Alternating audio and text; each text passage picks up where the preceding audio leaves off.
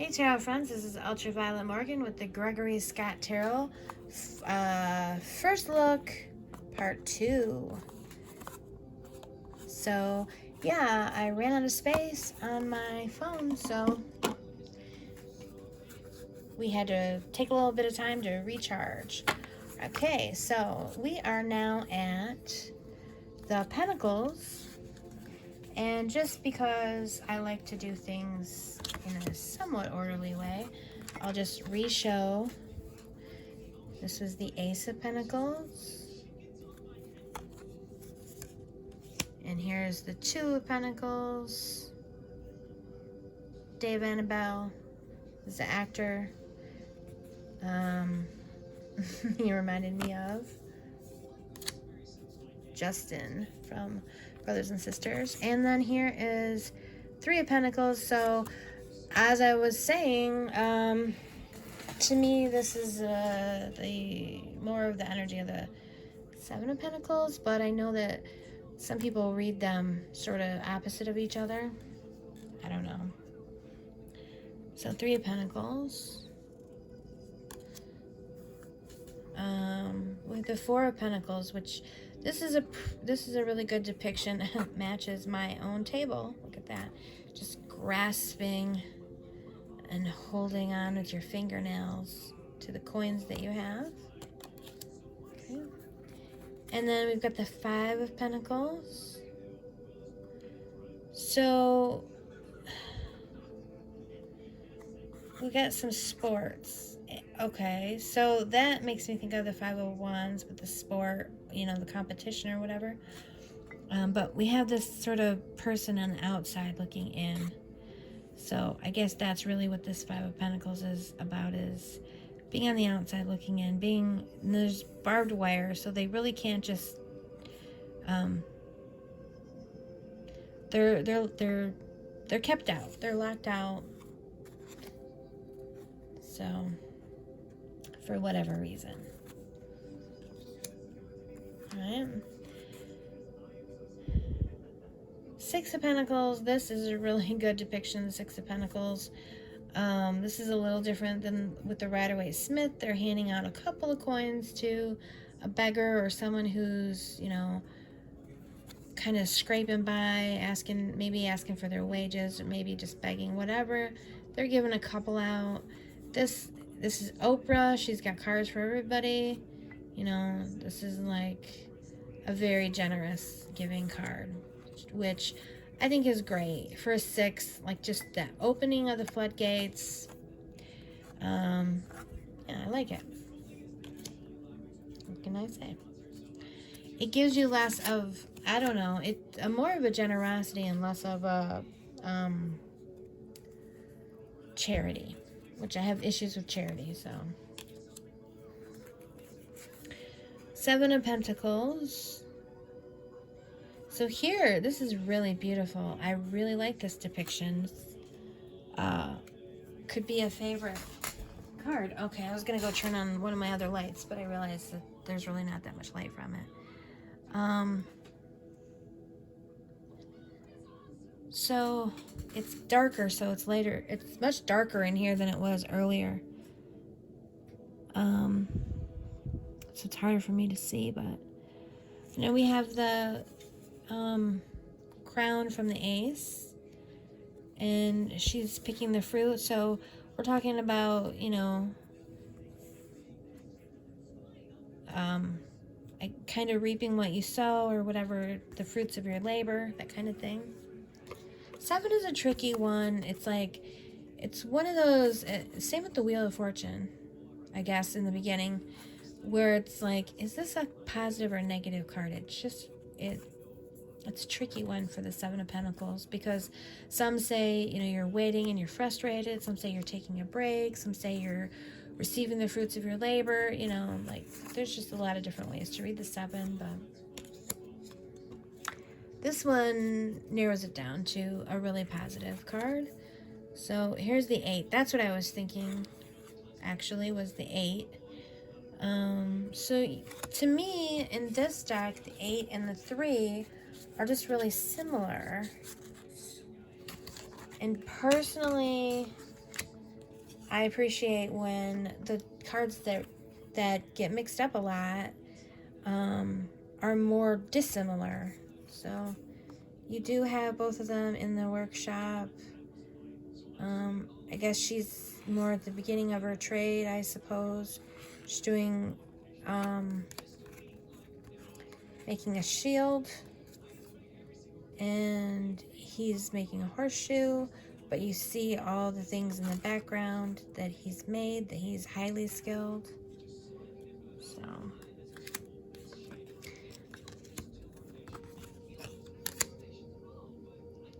I think that I need my camera to be a little further away than what I've been doing. I like it to be close up, but it seems to be cutting things off. So here's the 9 of Pentacles. So here we have, this feels like a king, or even a 10 almost to me. So we do have the great abundance. It's all over. It's at his feet. The coins are everywhere. We've got large coins and small coins, which maybe these are not coins. Maybe they're plates or jewels or something. I don't know. Coffers full. And then there's grapes, which also represent abundance. So you see them a lot on the king in that suit. So let's see. Now we have the 10. So this is really, I like this because we're showing someone who is painting. So the painting itself, I'm not sure symbolically if that has extra meaning or if it's just kind of a new way to depict tried and true kind of representation. We've got the archway, but we're inside of the house and they're posing for the portrait. We've got the dog, we've got the generations. So and I guess in a way the painting does have some meaning, additional meaning, because the painting can kind of represent a legacy, because you're taking the time to have this portrait made, which will exist after you're gone. So I do feel like the 10 of Pentacles is very much about legacies as well as ancestors. So all the generations, all the way back, all the way forward, through time infinite. So here's the Page of Pentacles, and we have a young child who looks like he's trying to steal a loaf of bread because he needs to eat. His clothes are patched. This is a really interesting Page of Pentacles. Interested in probably working with that, I think. And then here we have the Knight of Pentacles, which is also very interesting. We have like a demonic figure. It looks like an incubus, possibly, tempting her with some quick riches. And she's got this, and there's a horse. Oh, it's interesting the way he put the horse in there. It looks like she works like in a shop, maybe, where she sells like secondhand items, where she sells antiques or whatever. That's what it kind of looks like to me. Seems like she's kind of looking more long term, like how to really invest her money for the best, and he's trying to tempt her with a really fast gain. So then we have the Queen of Pentacles. This is really beautiful. I love the cornucopia and the outpouring and the spilling out. Like this, there's really no question. This is about abundance, prosperity, being taken care of, having everything you need. It's really beautiful. She almost looks a little bit like Shania Twain, who's a really beautiful woman. Then we have the King of Pentacles, who is decked out as a knight.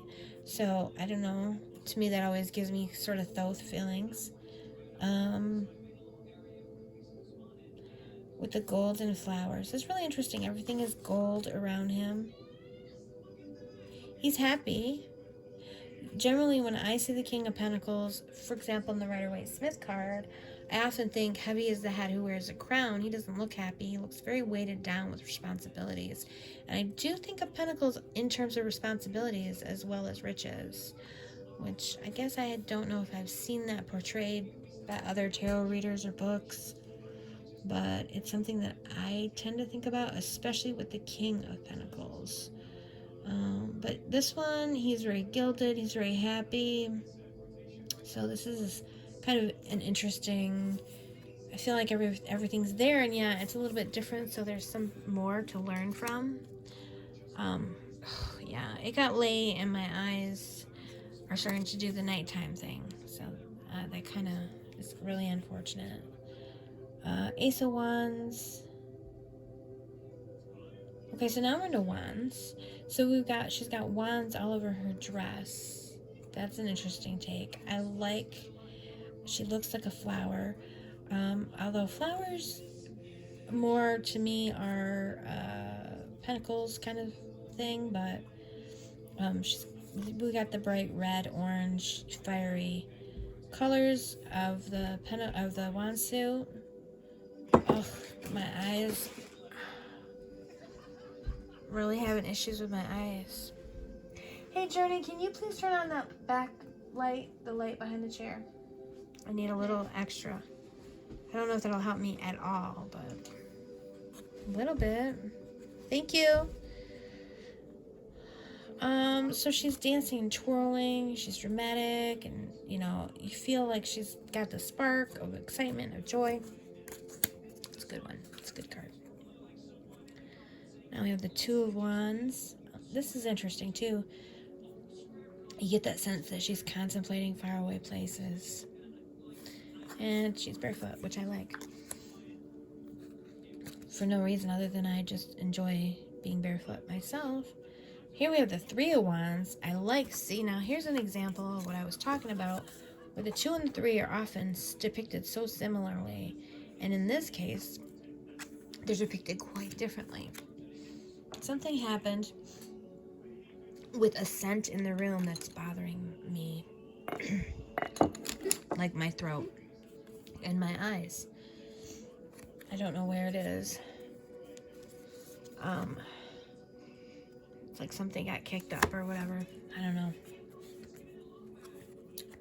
So this one is clearly depicting and moving forward through a door. Through a door. So through a door means like going from an old place into a new place, crossing a threshold. So I really like this depiction of a Three of Wands quite a bit. Here we have the Four of Wands. This is beautiful. This is a really good Four of Wands. I really like it. I got not really much more to say about it. It's kind of perfect. I really like it. Five of Wands. So here, instead of just 5 this is interesting because a lot of times the 5 is shown as 5, they're peers, right? And they're fighting, and it's like, but they have no sort of guidance. But here, it seems like we do have a teacher. So again, we got a little bit different take on the Five of Wands because we do have a teacher, and we do feel that they're entering into sort of a new phase. They're going to learn to fight. They're going to have this competition and this testing of their abilities. It's very clear that it's, I guess we could have these people ready to attack in this other person, but I don't feel that. I don't know. I get more of a sense that this is a teacher. I don't know. What do you guys think about the Five of Wands? Six of Wands. We have. This is a woman. It's really beautiful. So we have the conquering hero returning, and everyone's holding their wands up to celebrate. I don't know. I need to use it. That has to charge. Okay. Yeah, so we have the Eight of Wands, the victory and the celebration of achievement, recognition. So, yeah. Then we have the Seven of Wands. This is really different because normally, Journey, please go in there and see if the other phone is plugged in and charging or not. So this is unusual because usually we show the Seven of Wands character on the higher ground, and here she's in the lower ground. So this is a little confusing to me, I will have to say. Then we have the Eight of Wands. This is pretty much just spot on. We've got the speed, and we've also got additionally hitting the target. One thing that no.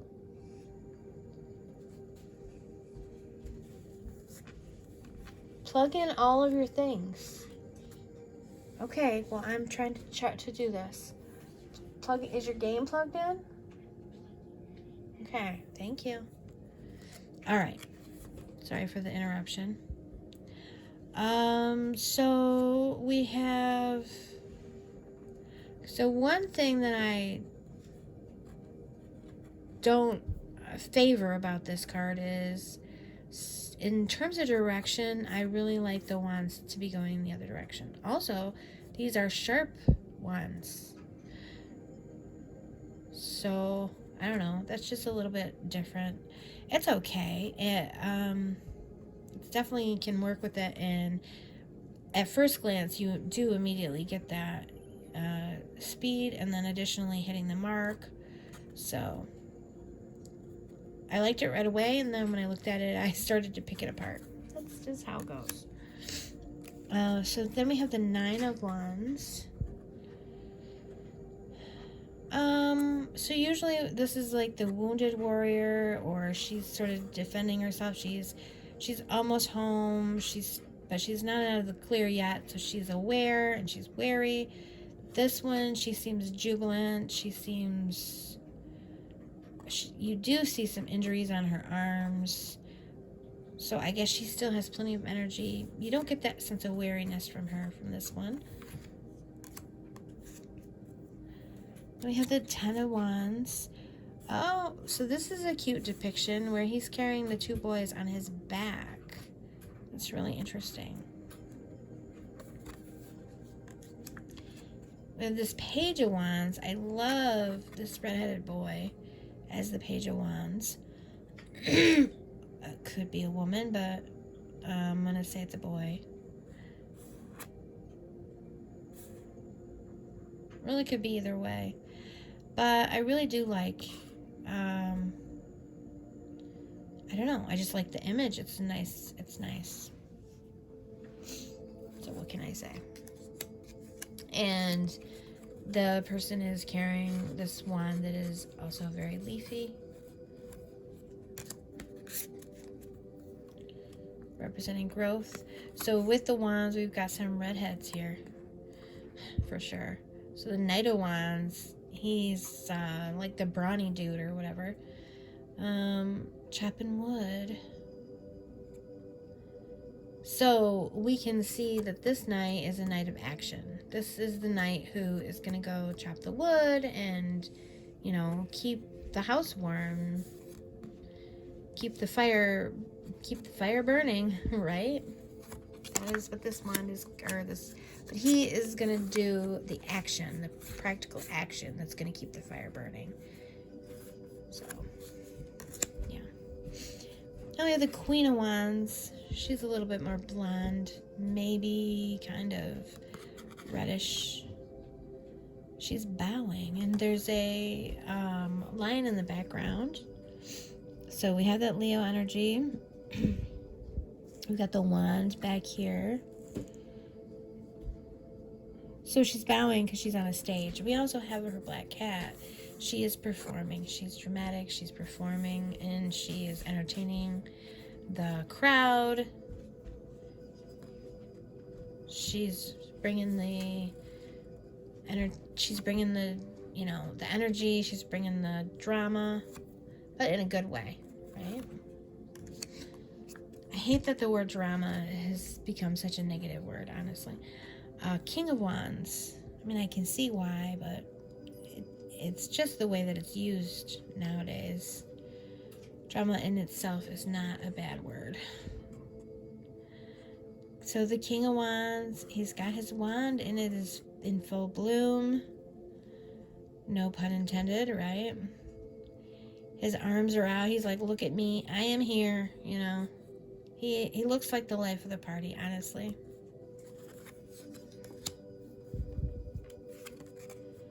Ace of Swords. So now we're into swords. So we have the swords belong to the mind. So our ace. There's not an item to me. I mean, there's a sword right there, but it's kind of dark and in the background. To me, it doesn't feel like there's an item being presented in the same way that the other suits did have. His hand is on the globe. And he's got a quill in his hand.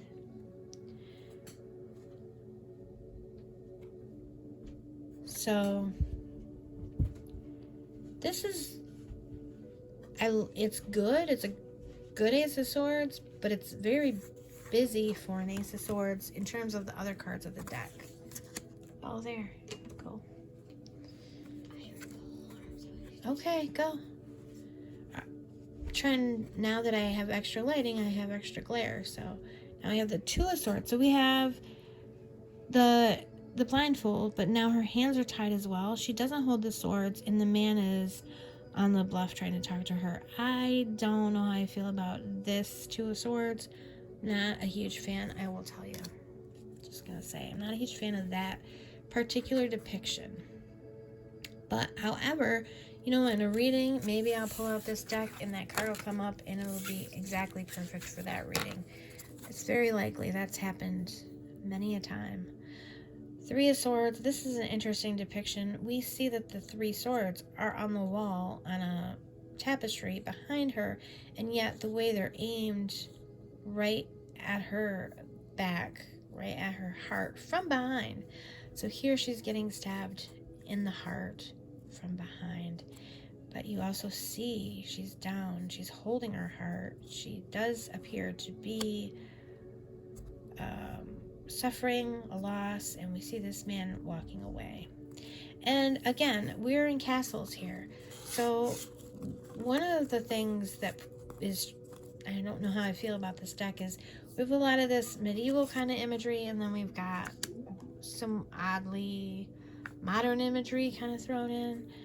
Okay, this right off the bat makes me think of Frankenstein's monster come to life. I'm not really sure exactly what it's meant to be, but the Four of Swords, it does not look restful, and he is actually pinned down. So, not my favorite Four of Swords, but every chance that maybe the book gives some insight, and who knows. Wow, can you turn that down? So we have the Five of Swords. This is definitely strange. We also have another redhead, even though it's swords. We've got the Five Swords on his cape, printed on his cape, and he's pouring this bowl over his head. I really don't quite, I guess it's, and his foot is on his back, so it's like he is humiliating this guy.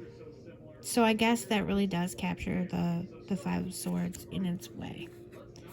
This is a card of humiliation. Now we have the Six of Swords. This is crazy because there's all these demons here and everything. Six of Swords, and he's in this boat. Also, again, he's going in the opposite direction from what's generally depicted, and I don't like the way that it makes me feel when they change the directions on some of these cards, because I think of going to the left as really going into the past, going to the right is more going to the future. So, you know, it feels so backwards. I guess I can't really use the right and left in that way for this card, but he is trying to escape from all these demons that are pulling on him and everything. And I don't honestly feel like he's super successful yet. So I feel like this is almost like the before tarot, like depicting time before the Rider-Waite-Smith imagery. Like this Six of Swords tells me you're still in it and you're trying to get away. Which a lot of times that it's come up, that would be quite accurate. So here's the Seven of Swords. He's being sneaky and he's stealing this diamond. Actually, I really like this depiction. Reminds me of a certain video game that I forgot the name of because I don't really play video games. But this really cool video game. I feel like Assassin's Creed. Yeah, that's it. I was going to say Rogue's Gallery, but that is I think that's a book, a D&D book. Which reminds me, I got some D&D dice I got to break out. So, yeah, it reminds me of Assassin's Creed, even with the rooftops and everything. Visually, I really like it. That's really all I have to say about it. I like the cobblestones as well and the smoke on the ground.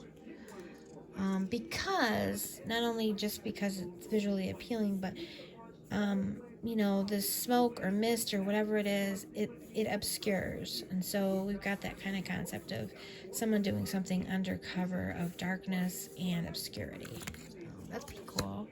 I like that. Eight of Swords. I'm not sure why. Really sorry. That is not going to be fun for anyone to watch. Sorry about that. Okay, so now we have the Eight of Swords. So this would normally be a person who's bound, and then we saw that oddly in the two.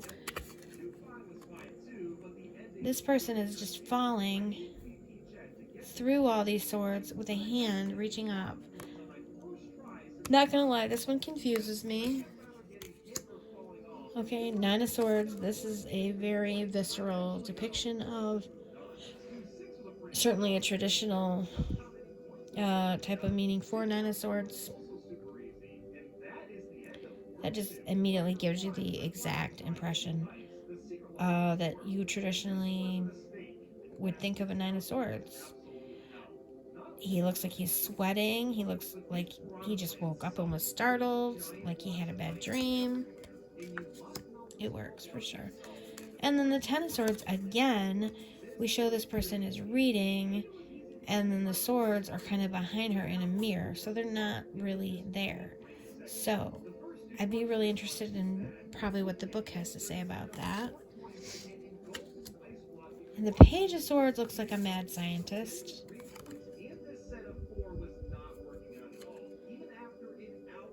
An interesting concept that I never connected, or even almost like Jekyll and Hyde, who was a mad scientist. Kind of interested in that one too. Knight of Swords.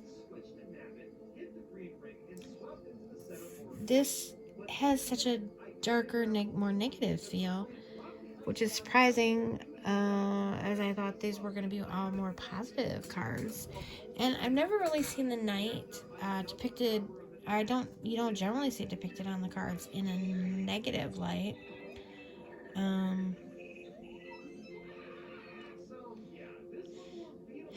That's interesting. Queen of Swords. This is really interesting. So she's pruning, which is really important when you want your and also we've got three people hanging in the background. So she's a little bit whoops, sorry. She's on the ruthless side. She's probably ordered the deaths of these three men who probably did something, worthy of that. Maybe, who knows? And then now she's in her garden pruning. And she knows that that's going to make her kingdom and her garden better, to remove the things that are harmful or that are taking up resources that are not contributing to the beauty and the prosperity of those things. So that is my take on that queen. This king of swords is obviously very interested in learning and knowledge.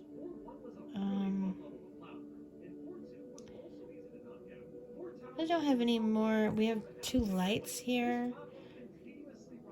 So we definitely have the idea of sort of enlightenment, knowledge, illumination.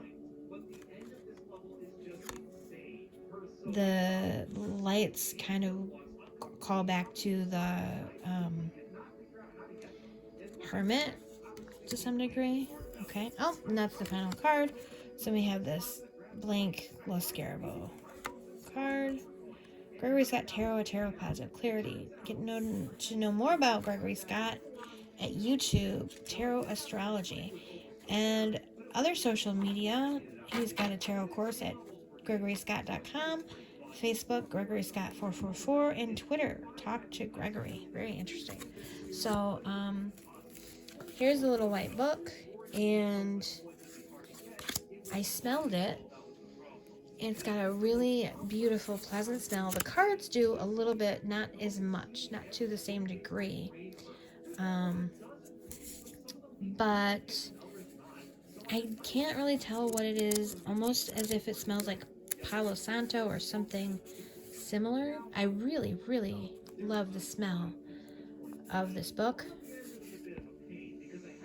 And like I said, the cards have it, but very faintly. So this is in several different languages. So we've got the index, we've got English, Italian, Spanish, French, and Portuguese.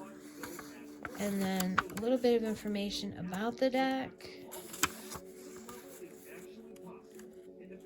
The cards must always carry a positive energy. But yeah, I didn't see that in all the cards. Hope is stronger than despair after all. Okay. How to look at the deck, how to use the deck, it says. So there's a good deal of information beyond just specific cards. How to read the tarot, some good information, and a simple spread. The things you have, the things you need, and the things that block you. Oh, that's a really good spread. And then we go on to the arcana, the major arcana. I really liked, I'm going to look through this again a little bit. I did look at the book a bit while I was charging, and I really did like some of the stuff that's in here. So the Fool, innocence, oblivious to danger, maybe it's distraction, inexperience, just too much of a good nature, but sometimes the world is more dangerous than it seems. Here, we were just told that all the cards must carry a positive energy. This already doesn't seem that positive to me. I'm just saying. The Magician is about power. So they do give a really good one-word: innocence, power. I like it. It's great when there's one focus. Keyword is just one. I think that's really good when you're learning. Of course, not everybody is just starting out, but I do believe you could read this right out of the deck, and you can either just read some of the cards that the way that you're used to, or you can just kind of go based on what they look like. You can kind of see that they're symbolizing some things, so I think you can read this right out of the box, but I do feel like this book is really useful for this deck, so I am going to be studying it. The Magician, power. Being oneself is powerful. What is power? It is mastery of the world around yourself. It is being a part of it perfectly and yet not losing your individuality. It's really good. The High Priestess is greater wisdom. So that's a little different than normal. Wisdom is not measured in words. Wisdom is what gives us the ability to see through the veils of ignorance, of insecurity, of selfishness. We can surprise ourselves. So that's a little bit different take. The Empress, bigger than life itself. Again, a different take. The ability to walk forward, running in front, and just take the stage. Not because you grab it, but because it suits you as much as you suit it. Very interesting. Very Queen of Wandsy in its way. And then the Emperor, planning and building. Okay, we can see that. The Hierophant talks about guidance, which is a good sort of a lesser discussed take on the Hierophant, in my opinion. So, but I like it. It's good. The best advice is always simple and to the point at its core, no matter how many layers it has outside. The Lover's card is about love. This is unambiguously not about choices or any type of esoteric meaning. It is about love. Love is in the air. Love is something